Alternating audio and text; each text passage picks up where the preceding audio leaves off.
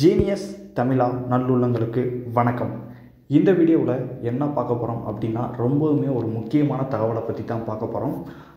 அதுக்கு முன்னாடி நீங்கள் நம்ம ஜீனியஸ் தமிழா சேனலை சப்ஸ்கிரைப் பண்ணாமல் இருந்தால் சப்ஸ்கிரைப் பண்ணிக்கோங்க. மறக்காமல் பக்கத்தில் இருக்கிற பெல் ஐக்கான் பட்டனை கிளிக் பண்ணி ஆளுங்கிற ஆப்ஷனில் வச்சுக்கோங்க.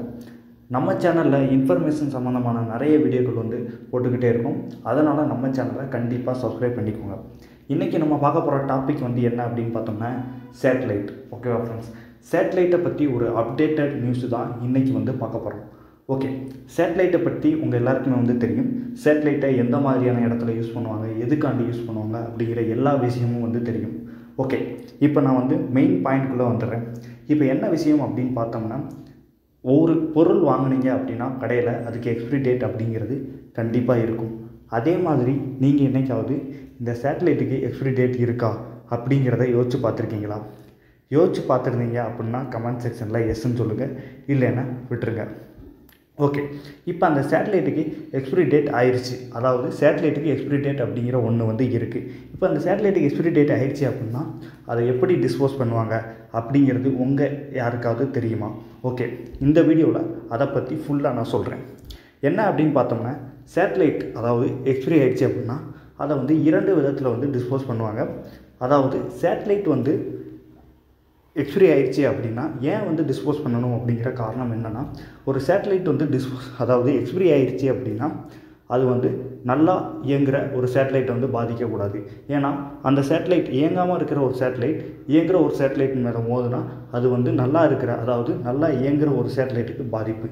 ஓகே, அதனால் ஒரு காரணத்தினால அதை டிஸ்போஸ் பண்ணுறாங்க. ஓகே, இதை எப்படி டிஸ்போஸ் பண்ணுறாங்க அப்படிங்கிறதுக்கு என்ன விஷயம் சொல்லியிருக்காங்க அப்படின்னு பார்த்தோம்னா, நாசா ரெண்டு விஷயம் சொல்லியிருக்காங்க.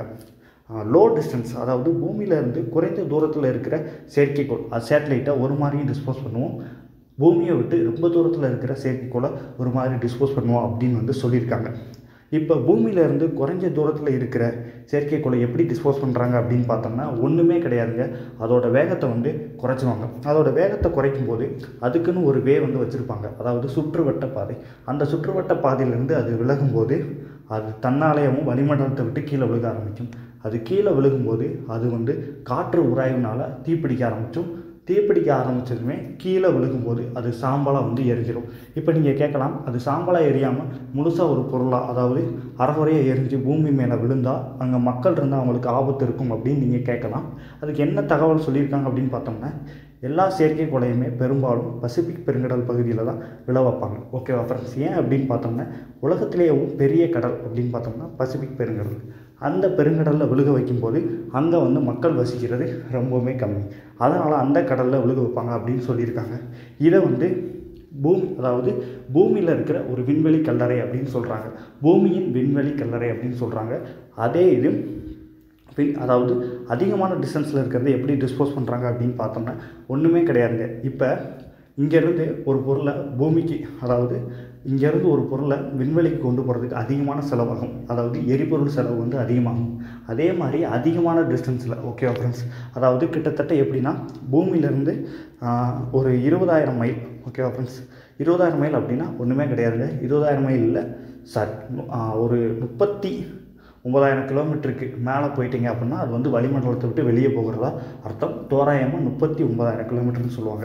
இப்போ என்ன பண்ணுவாங்க அப்படின்னு பார்த்தோம்னா, ஒரு நார்மலாக ஒரு 500-600 கிலோமீட்டரில் இருக்குது. அதே இது இந்த செயற்கைக்கோள் ஒரு 22,000-30,000 கிலோமீட்டர் டிஸ்டன்ஸில் இருக்குது அப்படின்னு பார்த்தோம்னா இதை அங்கேருந்து இங்கே பூமியோட கல்லறைக்கு கொண்டு வர மாட்டாங்க. அதாவது அந்த பசிபிக் பெருங்கடல் பகுதியில் விழ வைக்க மாட்டாங்க. அதுக்கு பதிலாக என்ன பண்ணுவாங்க பார்த்தீங்கன்னா, அதுக்கு கொஞ்சம் எரிபொருளை செலவழித்து, அதாவது 22,000 கிலோமீட்டர் ட்ராவல் பண்ணி பூமிக்கு வர்றதுக்கு கிட்டத்தட்ட ஒரு 10,000 கிலோமீட்டர் ட்ராவல் பண்ணி அங்கிட்டு, அதாவது வளிமண்டலத்தை விட்டு வெளியே போயிடுச்சு அப்படின்னா அது தன்னைத்தானே செயலிழந்து விடும். அதனால் அவங்களுக்கு காஸ்ட்டு கம்மியாகும் அப்படின்னு சொல்கிறாங்க. இந்த மாதிரி ரெண்டு விதத்தில் செயற்கைக்கோளை டிஸ்போஸ் பண்ணுறாங்க. இது ஒரு யூஸ்ஃபுல்லான இன்ஃபர்மேஷனாக உங்களுக்கு இருக்கும். ஓகே ஃப்ரெண்ட்ஸ், இருந்துச்சு அப்படின்னா கண்டிப்பாக மற்றவங்களுக்கு ஷேர் பண்ணுங்கள். மறக்காமல் நம்ம ஜீனியஸ் தமிழா சேனலை சப்ஸ்கிரைப் பண்ணுங்கள். தொடர்ந்து சப்போர்ட் கொடுங்க. தேங்க்ஸ் ஃபார் வாட்சிங். Good bye.